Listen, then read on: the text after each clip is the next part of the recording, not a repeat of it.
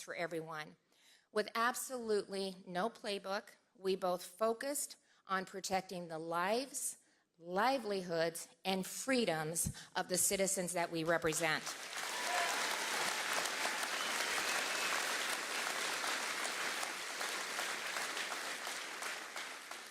I certainly appreciated the call that I got from Ron to ask me if I would participate on a Laura Ingraham panel that truly highlighted red state trailblazers when it came to some of our COVID policies.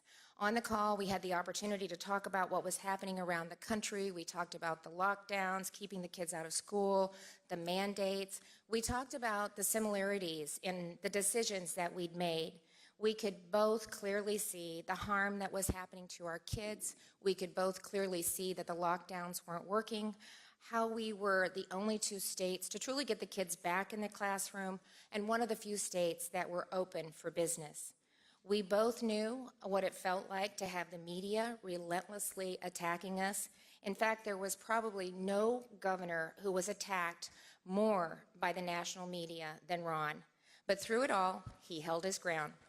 He had the courage to stand up for what he believed was right, for what was best for his citizens and for Florida's children. And voters saw that, and they responded.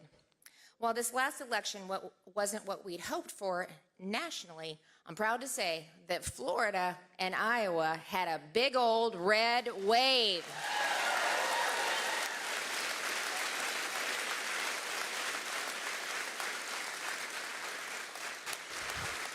So 4 years after winning a narrow victory, Ron led a Republican blowout.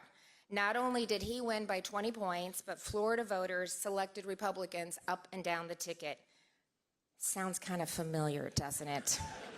In Iowa, we bucked the national trend too. For the first time in 50 years, our entire federal delegation is led by Republicans.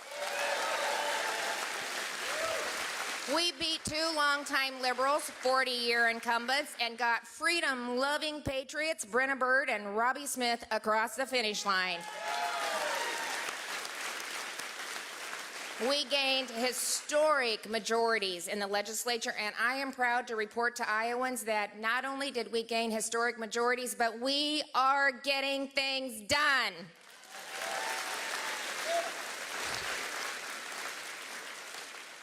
So this afternoon, Ron and I are going to talk about what led to the victories and about his new book, The Courage to Be Free. Before becoming the governor of the Sunshine State, Ron was a member of Congress. He was a founding member of the Freedom Caucus who, again, bucked special interest and did what was right for America. Before that, I'm proud to say that he served his country in the military. He is a father of 3 beautiful children, and perhaps his biggest claim to fame is he is the husband of Casey DeSantis. Please join me in giving a big Iowa warm welcome to Governor DeSantis.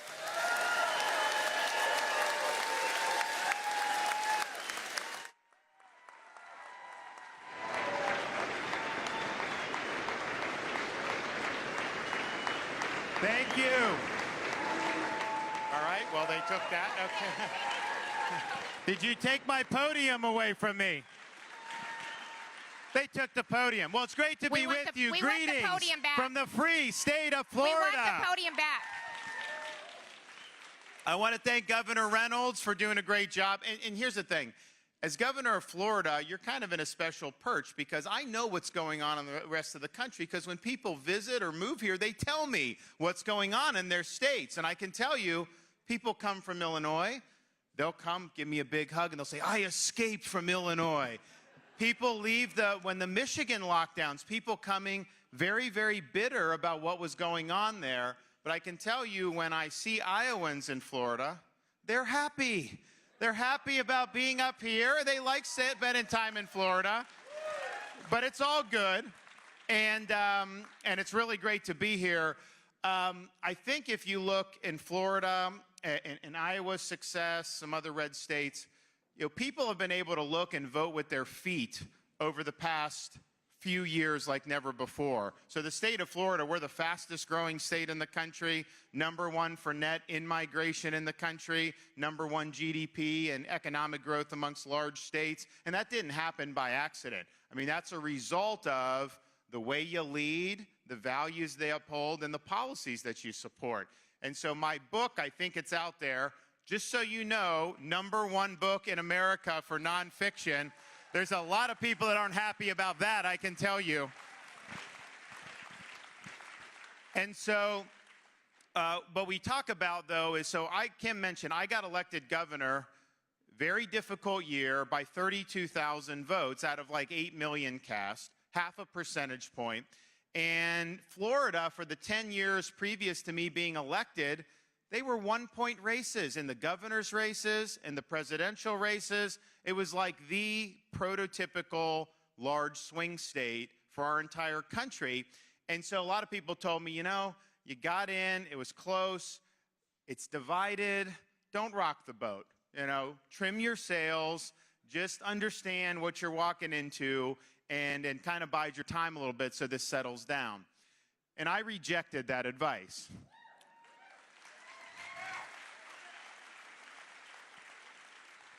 My view was that I may have gotten 50% of the vote, but I earned 100% of the executive authority, and I intend to use it to be able to advance our agenda.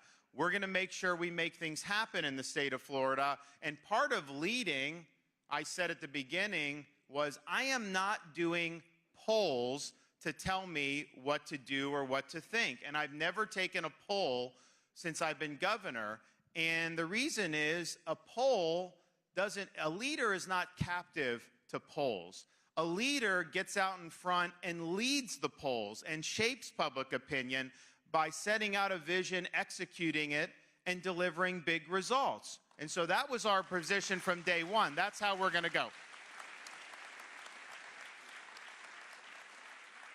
The other thing we recognized is, you know, I could have the best ideas in the world, I could make the best decisions in the world, but if I don't have people in the administration who are sharing the vision and working hard to execute those decisions, then they're not going to amount for very much. So we made it very clear to people, because in politics, people get in for different reasons, they have different agendas, and we said, look, if you're part of this administration for any reason other than advancing the best interests of the people of Florida, advancing our shared values, if you have your own agenda, then pack your bags right now, because we're not going to deal with it, and you're better off just leaving. And when we had rare instances, we sent people packing. And so if you look at my administration, part of the reason we were able to do well, you know, they're not leaking to the media, we don't have palace intrigue, we don't have any drama. It's just execution every single day, and we end up beating the left every single day. For 4 years we did. And the final thing I said is, look, we're going on offense. I am sick of people getting elected to office and they kind of sit back like potted plants. They let the media determine the debate, or the left determine the debate. And look, people that get elected, some of them don't like making decisions, because every decision you make, there's going to be some people that like it, there's going to be some people that don't like it. So if you're just above the fray and you're never getting involved, well, you know, you're going to upset fewer people that way. The problem is you don't really get much done if you do that. And so I said we're going to lead, we're going to be aggressive, energy in the executive. Alexander Hamilton said, leading characteristic of good government, we're going to be energetic. We're going to be finding issues. We're going to be raising issues. And I sat at my desk my first day as governor. I looked around the governor's office in the state capitol, and I said, I don't know what SOB is going to succeed me in this office, but I can tell you this, they ain't going to have much to do. I'm getting all the meat off the bone. I'm not leaving any low-hanging fruit, and we're going to get it done. And so we set out, and we did a lot of great things early. But then, as Kim mentioned, all the governors then had to deal with COVID. And I think that was probably the biggest challenge that governors have faced in our lifetime, just because it elevated what was going on in the state. You obviously had policies promulgated by people like Fauci that were very damaging. And I'm just proud that when the world went mad over COVID, when common sense suddenly became an uncommon virtue, the state of Florida stood as a refuge of sanity. We were a citadel of freedom, not only for Floridians, but for people all around our country and indeed around the world that escape to the state of Florida over those very difficult times. And we just were not going to allow our state to descend into some type of Faucian dystopia. We're not going to let people's rights be curtailed and their livelihoods be destroyed, so we wanted to lift people up. And as Kim mentioned, every single thing we were doing, we were getting absolutely filleted by national media, local media, the left. Even some Republicans were attacking me, back, 3 years ago or whenever we started to do that. When I said, and Kim said, have kids in school, there were Republicans that weren't supporting me on that. And now everyone acts like they were supportive of adult time. That was not true back then.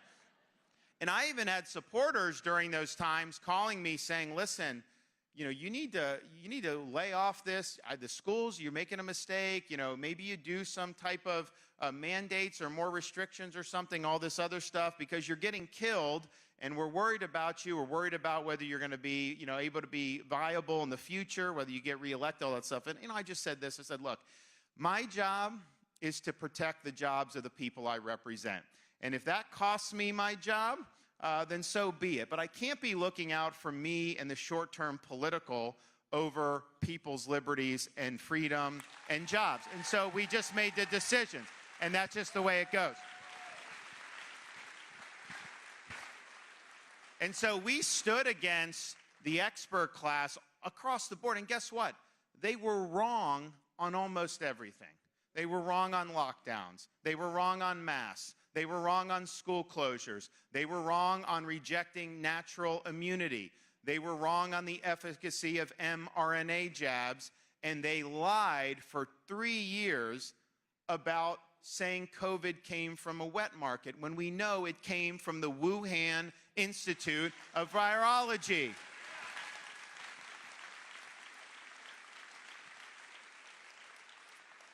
And I think one of the roles Florida played, because if Fauci had his way, you would not be able to travel to another state without showing your vax papers. They would have imposed more restrictions, but they knew that Florida and Iowa and other states, but they especially knew Florida, that we were standing up against it. Early 2021, we banned mRNA mandates for school children. No school mandates, no university mandates. We said that that's not appropriate. We banned vaccine passports in the state of Florida. Not going to have to show your papers. We banned, and then we banned when they wanted to do the mandates. And that wasn't just Biden that wanted to do the job mandates. There were corporations like Disney that wanted to fire their own employees if they didn't. So we called the special session of the legislature, passed protections for all Floridians, and said nobody in the state of Florida should have to choose between a job they need and a shot they don't want. And we saved tens of thousands of jobs in the process.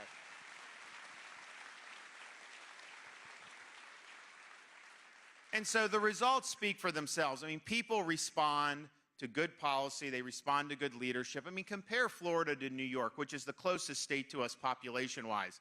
We have millions of more people than New York State now. New York State's budget is twice the size of the budget of the state of Florida. And yet, we have we have better roads, we have better services, better performing K through 12 schools, and of course, no state income tax. What is New York getting for all this money? They're not producing good things, and not only is their state budget twice the size of Florida, New York City's budget alone is the same size as the state of Florida. Yet people are fleeing these places, and they have, relatively high debt. We have one of the lowest debt per capita, lowest tax per capita, and I know Kim's really working on getting the taxes down in Iowa, doing a great job. Hopefully you guys can join us and have no income tax at some point. That would be great.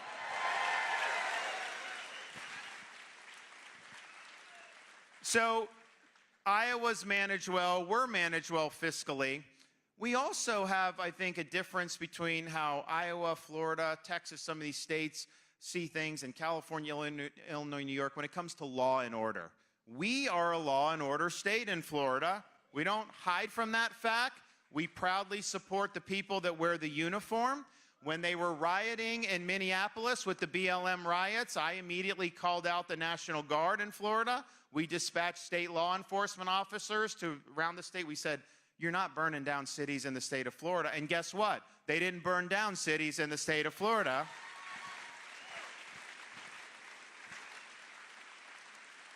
We also signed legislation after all that, because what you would see, like in Portland, they riot.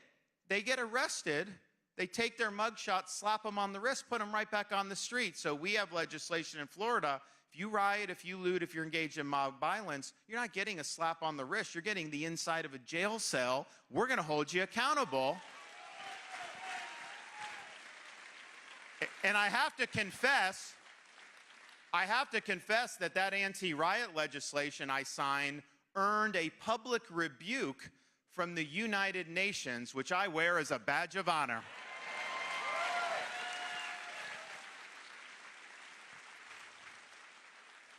You also have this problem of prosecutors being elected, usually with big campaign contributions from people like George Soros, and they get elected to impose an ideological agenda. They say, we don't like the criminal justice system, so we're not going to enforce certain laws that we don't like. And so you end up in like San Francisco. I talked to a guy, someone broke into his house and they wouldn't prosecute the guy. You can get mugged on the streets of LA and they may not prosecute the person that's mugging you. And so in Florida, we said that's totally unacceptable. If you're a prosecutor and you don't like a law, then the appropriate response is to resign your office, run for the legislature, and try to change the law. You don't take the law into your own hands and put your people at risk. So we had a situation in Tampa where we had a prosecutor supported by Soros who said he wasn't going to enforce some of the duly enacted laws that the state of Florida had passed. And so I removed that prosecutor from his post. He is gone. You know, we've also done very well pushing back against Biden's open border policies. We're very tough on immigration in Florida. You know, a lot of people say you have all these Hispanics and the 62% voted for me, but they say you can't be tough on immigration because of that. That's totally false, okay? I came in, we banned sanctuary cities in the state of Florida right off the bat. We've sent people to the southern border to help Texas apprehend folks. We have, and it's not just the border that has the issues in terms of U.S.-Mexico. I've got boats they're trying to bring in from Haiti to dump people into the Florida Keys. And so the Coast Guard works hard at stopping, but Biden doesn't give them enough resources. So I did a state of emergency. I've mobilized our assets. We've been able to interdict even more. We've repatriated, helped the Coast Guard repatriate 11,000 illegal aliens back to Haiti and Cuba and some of these other places.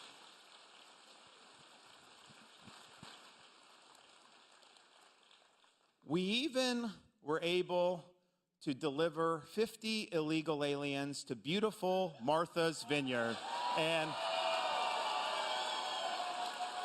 they said they were a sanctuary area. They had signs saying nobody is illegal. They said all the refugees and the illegals are welcome. And then they deported them the next day. Are you kidding me? And finally, you know, we do need to build a wall on the southern border.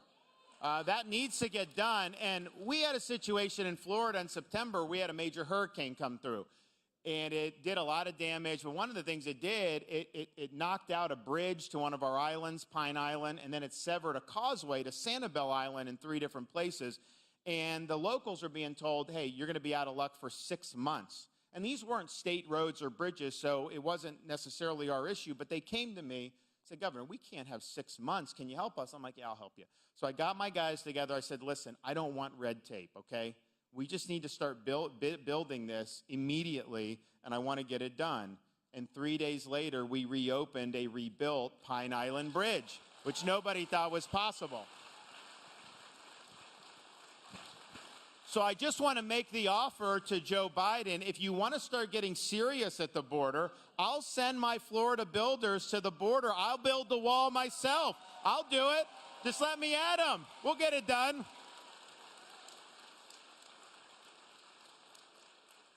Final thing I'll point out about Florida, and then I look forward to chatting with Kim, is I think we really have done a great job of drawing a line in the sand to say the purpose of our schools is to educate kids, not to indoctrinate kids. We believe in the rights of parents to be involved in the education and upbringing of their kids. They have a right to know what's being taught in the schools and know the curriculum that's being used. And if there's things like pornography, the parents have a right to say it should be removed from the schools.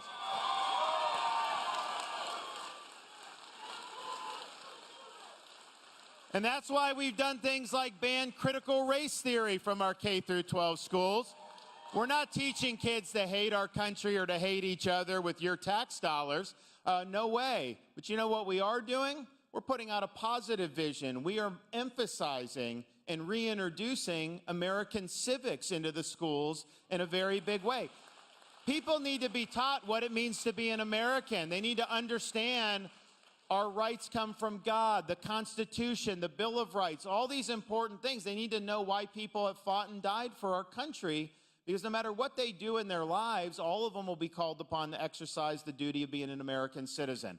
And I think we owe it to not just ourselves, we owe it to people before us who've sacrificed to make sure we're graduating people that aren't listless vessels, but that actually have a foundation of knowledge about being a citizen of the Republic. And to that end, I think we're the only state that has designated one day every year, November 10th, as a day where school children will receive instruction about the evils of communism and Marxist-Leninist regimes. We've got to tell the truth about this, and we are. We're also leading the effort, and I know Kim in Iowa are stepping up too. We should not have a situation where a teacher is telling a second grader that they were born in the wrong body or that their gender is a choice. That is wrong, and it doesn't have a place in Florida schools. And we had a fight over this. We had to tussle over this. The media didn't like it when we raised this. We even had a business that's in Florida that some of you may have heard of in the Orlando area called Walt Disney World. And, you know, here's the thing. If you know anything about Florida, from like the late 60s until I became governor, they ran the state of Florida. If there was anything that they wanted, it got done. If there was anything they didn't want with the legislature would stand down. And that was just the way it had been, and people just assumed that we were going to have to genuflect to Disney. Well, they thought wrong when it came to me. We were not going to bow down to Disney. We were going to do what's right. Because leadership is not about subcontracting out your decisions to a woke company in Burbank, California. Leadership's about doing what's right for the people that you represent. So we signed the legislation. We said we were proud to do so. They then said they were going to try to get it repealed and all this other stuff. Then you had these Disney executives caught on tape saying it's their agenda to inject sexuality in the children's programming. And look, when I look through these issues of education, it's not just through the lens of a governor, it's through the lens of a dad. And we have a 6, a 4, and a 2-year-old at home, and I just think parents in Florida and Iowa throughout the country should be able to send their kids to school, have them watch cartoons, just be kids without having somebody's agenda shoved down their throats. So we were in a situation where Disney's doing that, which is bad enough, but it's not just them doing it in a vacuum. Since the late 60s, they have enjoyed unprecedented subsidies and privileges granted by the state of Florida. Not me, a long time ago. They had their own government that they controlled in Central Florida. No transparency, no accountability. They were exempt from laws that everyone else had to pass, major tax breaks, and yet here they are advocating for very harmful policies and attacking us for standing up to parents' rights. So it's one thing to say they can say that or advocate, but there's no way you can say that it's appropriate for the citizens of Florida to have to subsidize their woke activism. So we said that this arrangement's outlived its usefulness. Their values do not match with our values as a state. And so we put forth the process, and I put the finishing touches on it a couple weeks ago, signed legislation. Disney has been stripped of its self-governing status in the state of Florida. There's a new sheriff in town.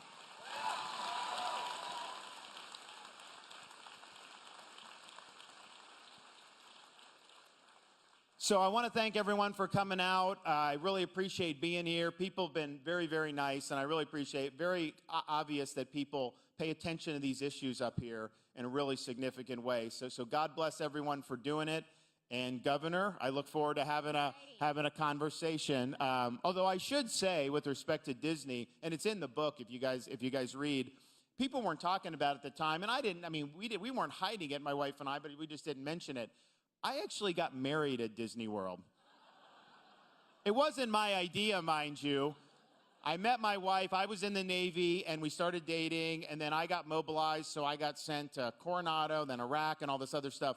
And so, but I told myself, like, as soon as I get back from Iraq, I am proposing, and I'm gonna ask her to marry me. And if you know my wife, that was not a very difficult judgment for me to make. And so we did that, and so she starts preparing the wedding, and I said, listen, it's all you. I don't care. I'll show up. You do what makes you happy. It's your date and all that. And so she's thinking about different things. Her family apparently were big Disney enthusiasts. They would take the kids to the park from Ohio back in the day.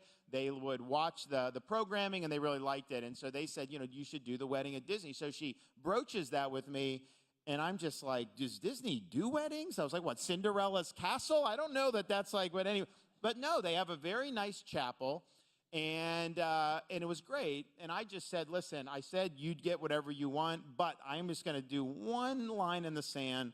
No Mickey or Donald Duck in our wedding. We're going to have a traditional, and we did, and it was really good. But you just think, it just shows you how life can work. Here we were, this is 2009, getting married there, starting the rest of our lives. Who would have thunk that 13, 14 years later, we'd be staring down the mouse and really deliver them the biggest political defeat they've ever had in the history of Florida. The Lord works in mysterious ways. It shows you how far they've gone, right? So funny. I love that story. I love it. So listen, I know Ron, and you've just heard all the things he's working on, and I'm telling you, he's just getting warmed up. Does this governor strike you like a don't rock the boat governor? No. He's got a lot of things going on in Florida. So listen, welcome to Iowa. This is your first trip. So we're happy to have you here. Congratulations on your book. I don't know if you said it, but #1 on the New York bestsellers list, that just had to rip the heck out of them. I think they just probably hated to see that happen this morning. So I was down in Florida a couple weeks ago, and Ron welcomed me with 85-degree sunshine, beautiful weather. So I thought in Iowa we should reciprocate with just a little snow and say, welcome to Iowa in March. But thanks for being here. We really, really appreciate it. So let's just talk a little bit more about the media. I think, we both get the opportunity to deal with corporate media, certainly not our friend.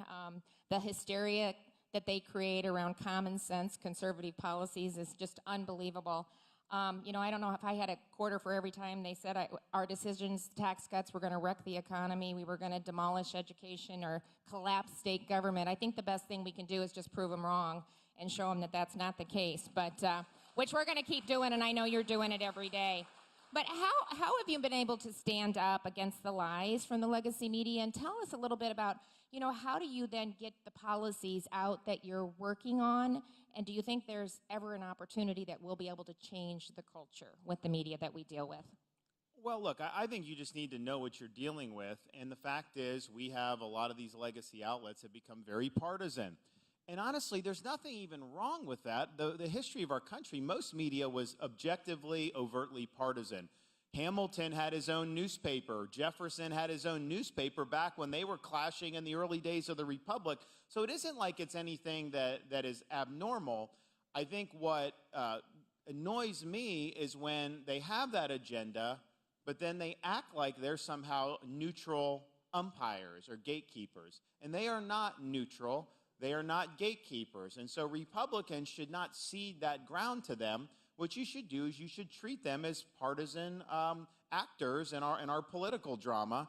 And that's just what it is. So, for example, some of these outlets, if they want to tape an interview with you, they will splice your answer to try to make you look bad. That's just the reality. So just know that, and I would say, you reject that. In Florida, I do press conferences all the time. Anyone can come. They can ask me questions.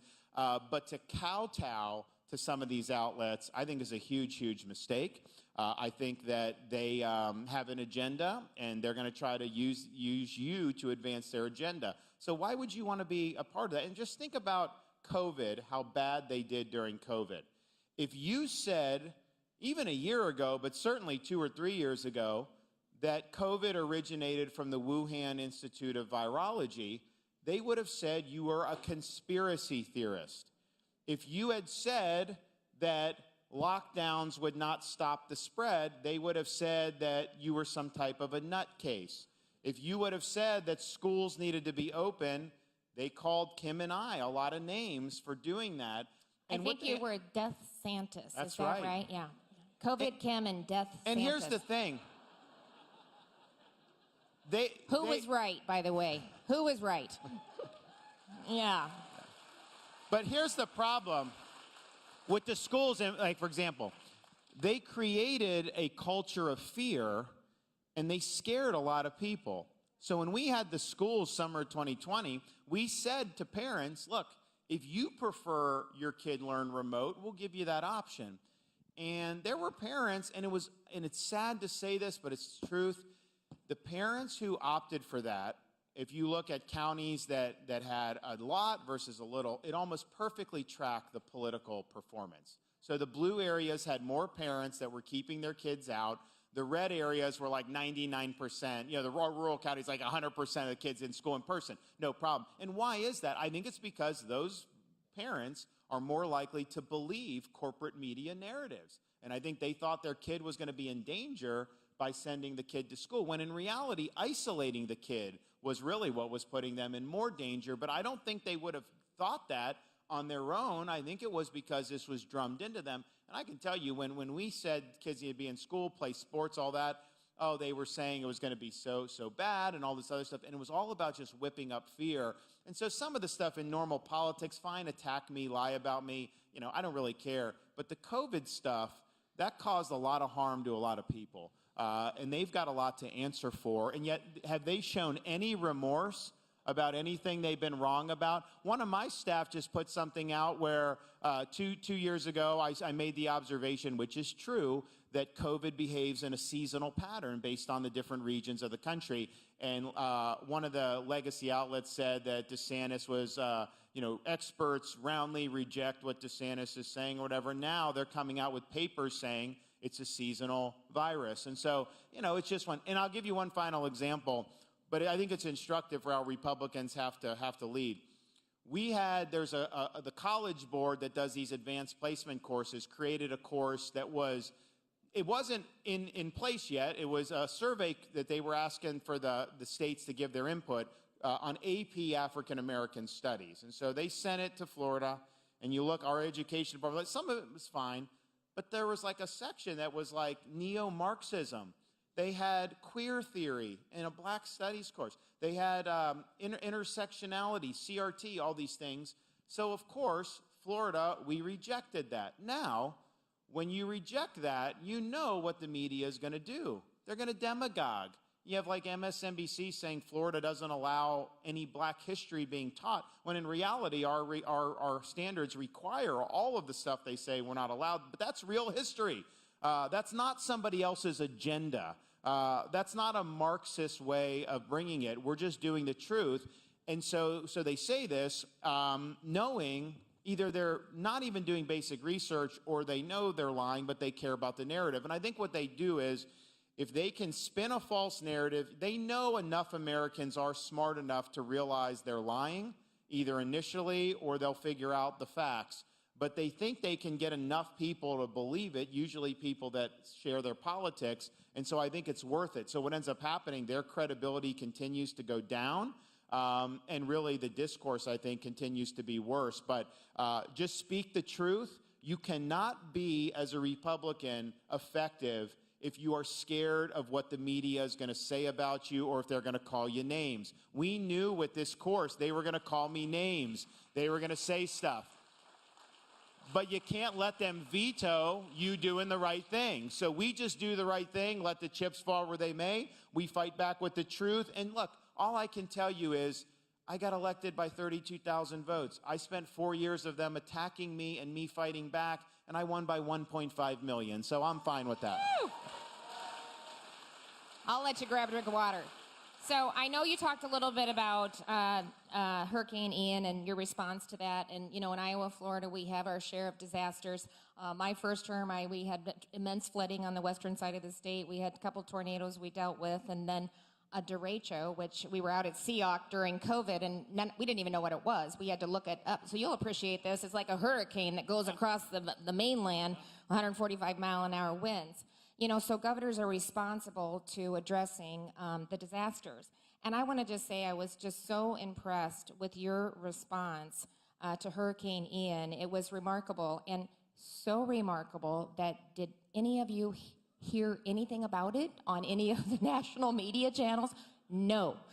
So just talk a little bit about that. You talked about rebuilding the one road in 3 days, but just talk about how you were able to get everything stood up and delivered and get things back online as quickly as you did. It's remarkable.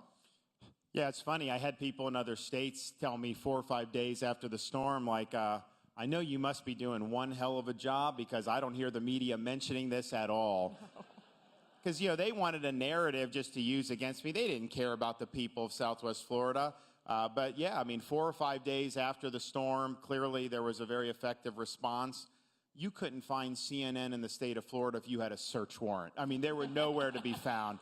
And that's just the nature of it. They want to politicize it immediately, and we knew that. But you just have to have your eye on the ball. So really, it's just about preparation and then execution without worrying about red tape and bureaucracy. So we had 50,000 utility workers stationed throughout the state of Florida. It knocked out millions of people's power. And then as soon as the storm left, these folks are out there hooking people back up. Because even in a really bad storm like that, the number of people who actually lose their homes or are displaced, thankfully, is still a very small percentage of everybody that is impacted in some way by the storm. So if you get everybody's power on quickly, everyone just feels better that the services are going and all this. And so it ended up being the quickest power restoration in the history of Florida hurricanes. Millions of restored within a matter of days. In Southwest Florida, kind of close to where some of the major stuff happened, you know, you had some of the gas stations like Wawa, and some of those were open the day after the storm went by. We had Publix, our main supermarket chain, got up and running very quickly. So that just, I think it adds calm.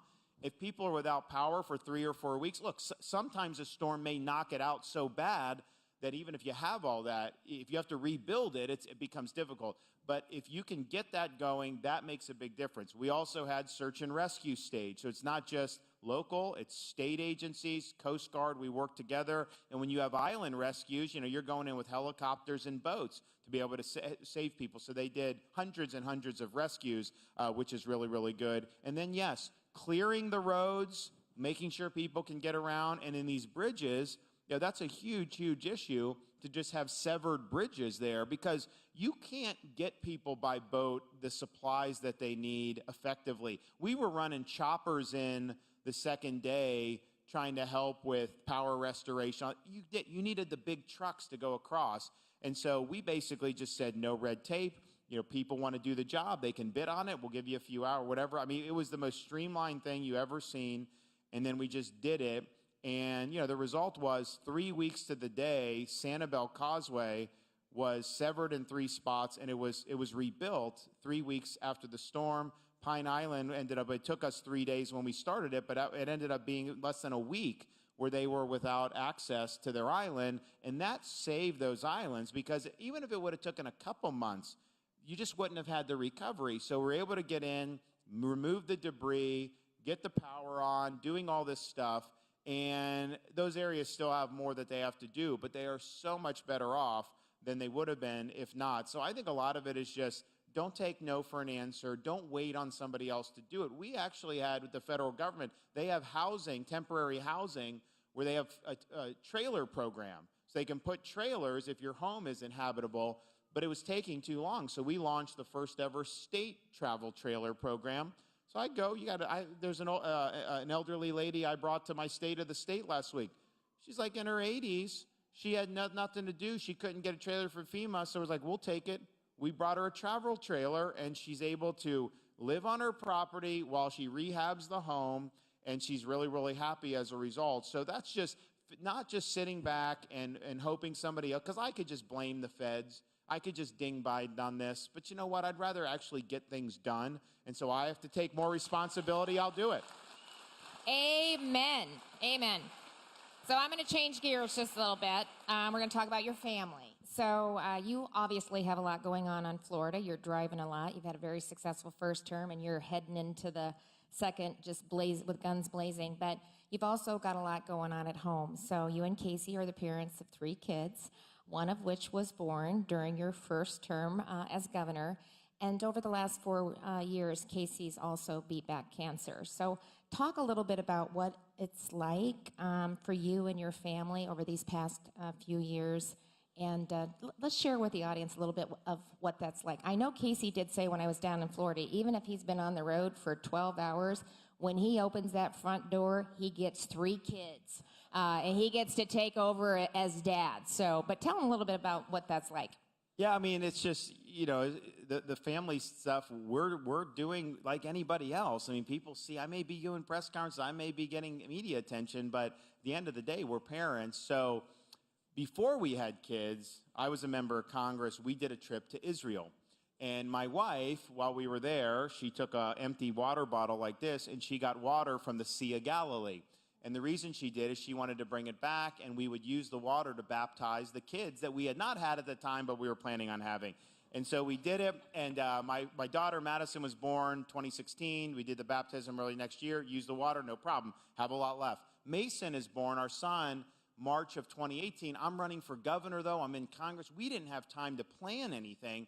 And so we said, let's just get through the election. So we got through the election, and we said, since people are going to be in Tallahassee for the swearing in on January 8th, why don't we just do it at the governor's residence, and we'll baptize them there. My uncle's a priest. He can handle all that.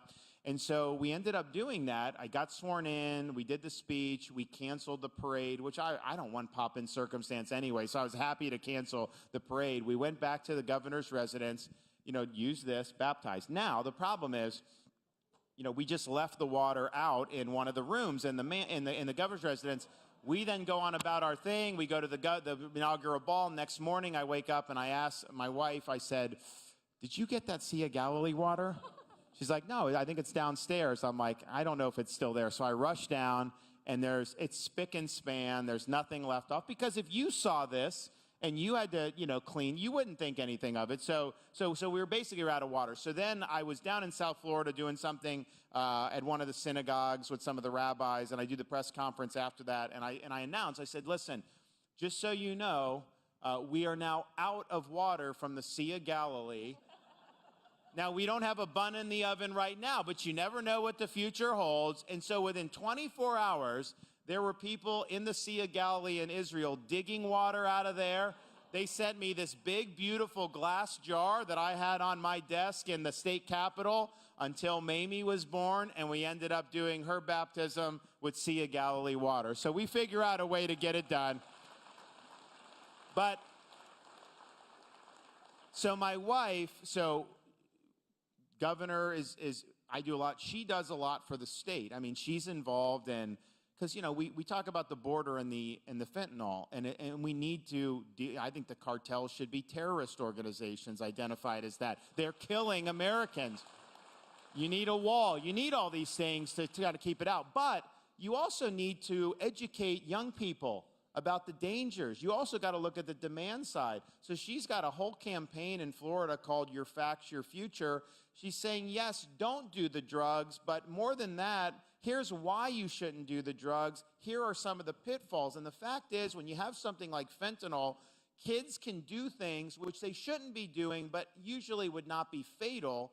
And if it's laced with fentanyl, that could be lights out right then and there. So the stakes of making a mistake as a young person is much higher today because of this garbage than it was when I was growing up or most of you were growing up. And so she's out there educating. She'll do assemblies with high school students and really showing them that. And she enlisted like Tom Brady, all these famous people to be in the campaign. It's been really, really good.